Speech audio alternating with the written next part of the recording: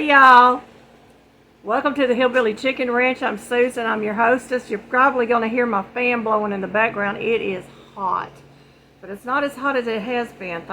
Thank the Lord for that. Over the weekend, my husband and I hit up some yard sales and a thrift store, and a girlfriend of mine and I had gone to a thrift store also. So this is our haul. I'm going to start with a cookbook. I've got it over here on the floor, y'all. It's a big cookbook.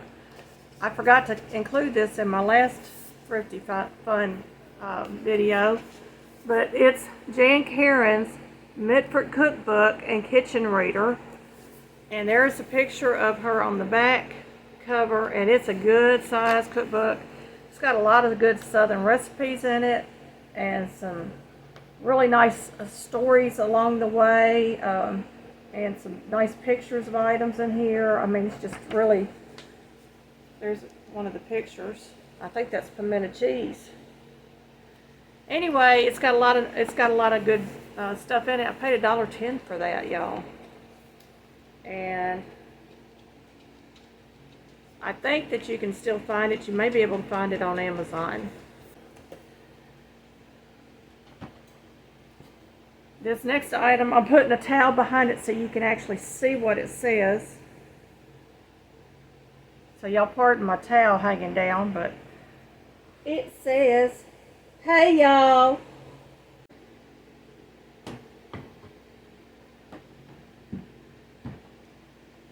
Get rid of the towel. This was at a thrift store, and it needs a new brass burner put on it, and I'm going to order the brass burners off of Amazon. But it is an oil lamp, and I paid $4.99 for this, y'all. You go to the antique stores, and they're $25 and up to get a oil lamp like this. And these come in so handy when the power is out. I can't tell you just how important those lamps are going to be if we start having power outages. We actually got two of these. They are planters. They're large planters. 25 cents a piece. And I'm going to clean them up, and we're going to get something planted in them. And I have another planter. I'm just going to show you a picture at the end of this video. It's sitting on a cute little chair that I'm going to repaint. And the chair was 25 cents, and the planter on it was 50 cents. And the planter on it was also concrete. So you will see that at the end of this video. Moving on to the kitchen, I picked up this extra large grater. Paid $2 for it. Thought that was a really good buy and a good find. I do have some older vintage or antique food graters that I use, the hand graters. These are really good knuckle busters for coleslaw, and there's nothing like coleslaw off of one of these graters. So that's going to come in handy. We found this at Walmart. It's one of those silicone mats or pot holders, and we paid $1.37 for it. And my husband picked that up for me. He thought I might like that. You can use it as a hot pad, a pot holder, or a jar opener. So that will be wonderful to have. At my yard sale, I found two of the KitchenAid oven mitts, and they are nice, y'all. There's really not much wrong with them, other than that they need to be washed, and I paid 25 cents a piece for them. Look at that, 25 cents.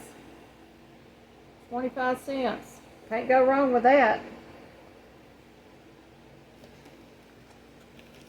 Now, my husband works outside our home, and I was wrapping his sandwiches in paper towels and sticking them into the little baggies, trying to keep them fresh longer, and they were still getting stale in the bag, so we have switched over to plastic containers with lids. We still wrap them with a paper towel, but he told me, he says they are staying fresh in this. So I picked these up at a thrift store. We already had some, but you know, these things wear out, so can't have enough of them.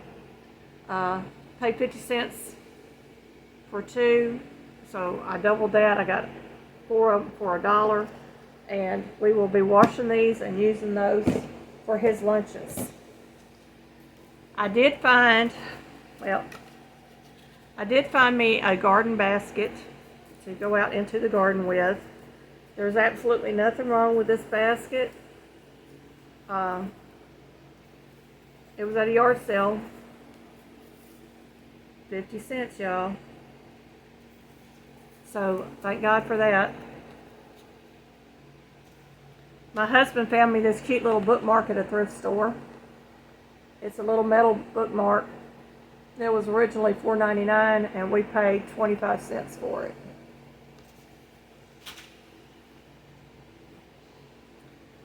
This is a Currier and Ives Winter in the Country, the Old Grist Mill, from a lithographic print by Currier and Ives on a hermetic jar.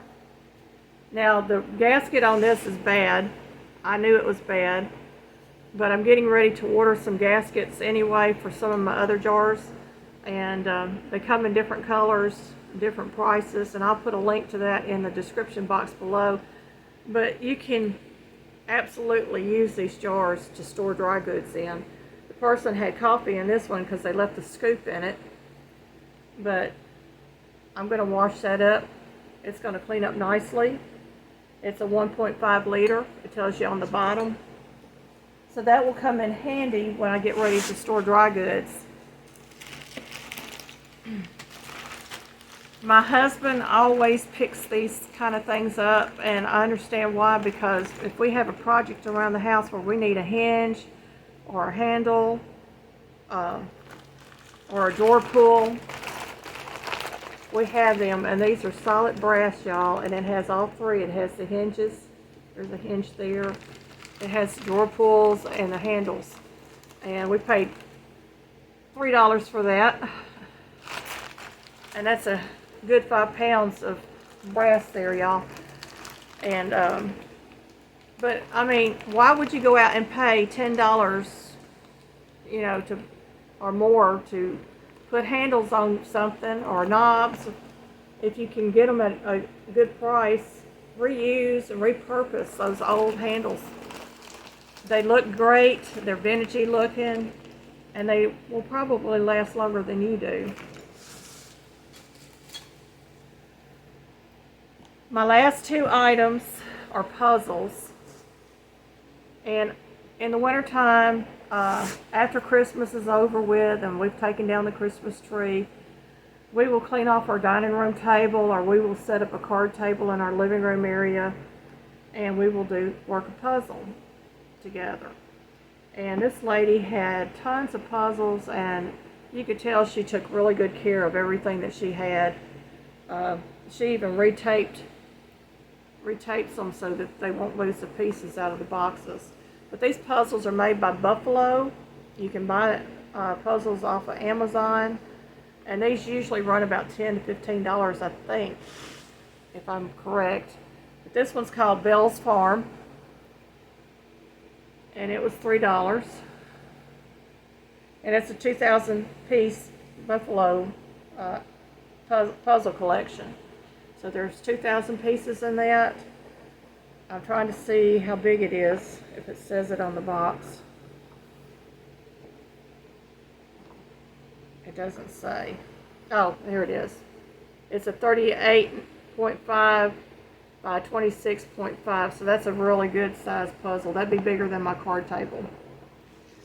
And the last one, my friends travel Route 66, and I think it's wonderful, and I would love to go travel Route 66 myself one day. Maybe it'll happen, I don't know.